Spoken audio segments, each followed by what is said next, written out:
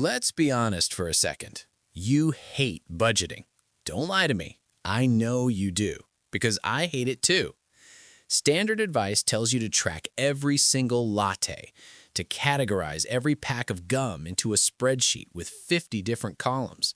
It feels like a part-time job that you don't get paid for. And what happens? You try it for a week, you feel miserable, you feel restricted. It is like a crash diet for your wallet. And just like a crash diet, eventually you snap. You have a bad day at work, you see something shiny, and suddenly you're ordering $60 of sushi and buying shoes you don't need at 2 a.m. Then the guilt kicks in. You feel like a failure with money, so you stop looking at your bank account altogether, hoping the problem will just vanish. Sound familiar? That was me for years. The problem isn't you. The problem is the system. Humans weren't designed to live on spreadsheets. We need something simpler, something lazy but effective. Today, I am going to show you the anti-budget. It is a system used by millionaires, politicians, and smart, lazy people everywhere. It's called the 50-30-20 rule, and it is going to stop you from living paycheck to paycheck without making you miserable. My name is Lacy, and I spend way too much time thinking about how to manage money without losing my mind. If you're someone who gets paid on Friday and is somehow broke by Tuesday, make sure to hit the subscribe button and give this video a thumbs up if this helps you out. In our last major video, we talked about Kakebo, the art of tracking your spending. That was the diagnosis. Today, we're talking about the cure. The 50-30-20 rule is the framework that tells you exactly where that money should be going. Here's the thing about traditional budgets. They rely on willpower, and willpower is a finite resource. Every time you have to decide, can I afford this sandwich, you burn a little bit of mental energy. Psychologists call this decision fatigue. By the end of the day, your brain is tired and you make bad choices. The 50-30-20 rule eliminates decision fatigue because it only asks you to make 3 big decisions instead of 1,000 little ones. It was popularized by Senator Elizabeth Warren, a bankruptcy expert, and her daughter, Amelia Warren Tyagi. They studied thousands of families going broke and realized the issue wasn't just overspending on lattes, it was a structural imbalance in their finances. They proposed a radically simple system. You take your after-tax income, the money that actually hits your bank account, and you split it into just 3 buckets. 50% for needs, 30% for wants, and 20% for your future. That's it. No spreadsheets, no 50 categories, just 3 numbers. If you fit your life into these percentages, the math just works. You don't have to feel guilty about the latte because the system already accounted for it. Now, this sounds simple, but I guarantee you 90% of people watching this are messing up the definitions of these buckets. So let's break them down, because this is where it gets really interesting. Bucket number 1, needs. 50% of your take-home pay goes here.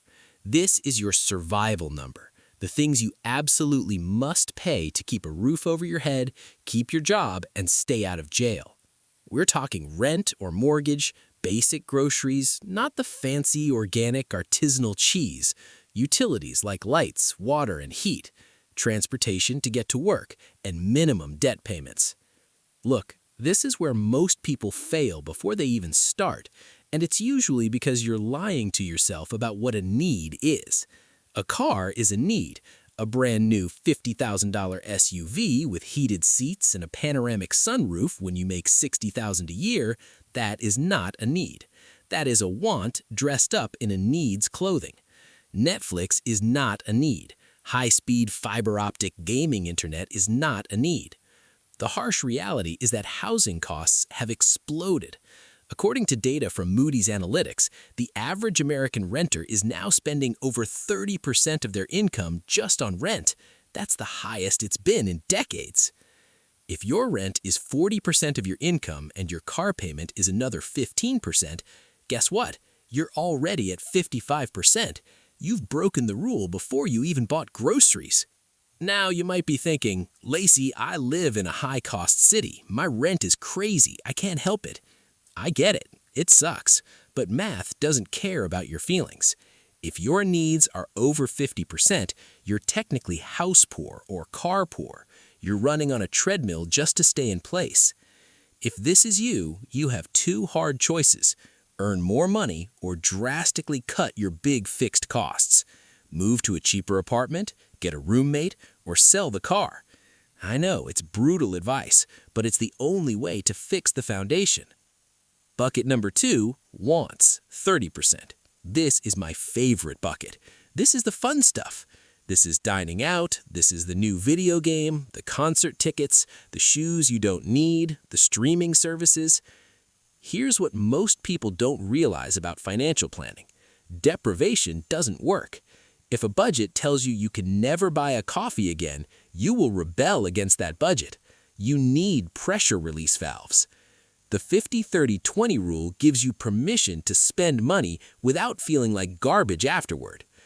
Let's do a real math example.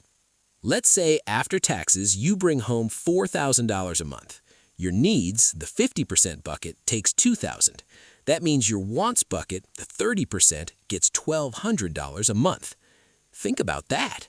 That's $300 a week just for fun. That's actually quite a bit of money for most people. You can go out to nice dinners, you can buy the latte every morning. The psychological magic here is that because you know your needs are covered and you know your savings are covered, you can blow that $1,200 on whatever nonsense you want totally guilt-free. It turns spending from a source of anxiety into what it should be, enjoying the money you worked hard for. And finally, bucket number 3, the most critical bucket, the 20%. Elizabeth Warren calls this savings and debt. I call it the freedom fund. This is money for your future self.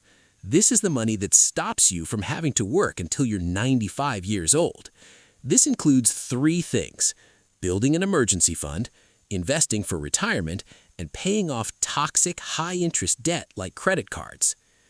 A lot of people mess this up. They pay their needs first, then they spend whatever they want, and then they try to save whatever scraps are left over at the end of the month. Guess what? There are never any scraps left over. You have to flip the script. You have to treat your future self like your most important employee. You have to pay them first. Look, I hear the objections already. Lacy, I'm drowning in student loans. I can't save 20%. If you have high-interest debt, that's your 20% bucket right now. Every extra dollar goes to killing that debt. That's investing in your future freedom. Or you might say, I live paycheck to paycheck. I can't squeeze out 20%. Okay, start with 1%. Seriously, start with 5%. Prove to yourself that you can live on slightly less than you make. Then, next time you get a raise, don't upgrade your lifestyle. Dump that raise straight into the 20% bucket. Creep it up over time. The goal is 20%. If you hit that, the math of compound interest, which we'll cover in another video, virtually guarantees you will become wealthy over time. It's inevitable. So, how do you actually do this without driving yourself crazy with calculations every month? You be lazy about it. You automate it. The easiest way is to set up separate bank accounts.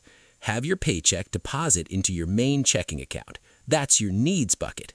Set up an automatic transfer the day after payday that moves 20% straight into a high-yield investment or savings account. Don't even look at it. It's gone. It belongs to your future you now. Then set up another transfer for your 30% wants into a separate checking account with its own debit card. That debit card is your fun card.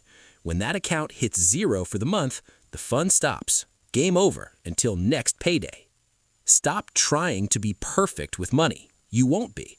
Stop trying to use systems that require hours of work every week. You won't do it. The 50-30-20 rule isn't about restriction. It's about clarity. It gives you the boundaries you need so you can actually enjoy your life without constantly worrying if you're going to be broke when you're old.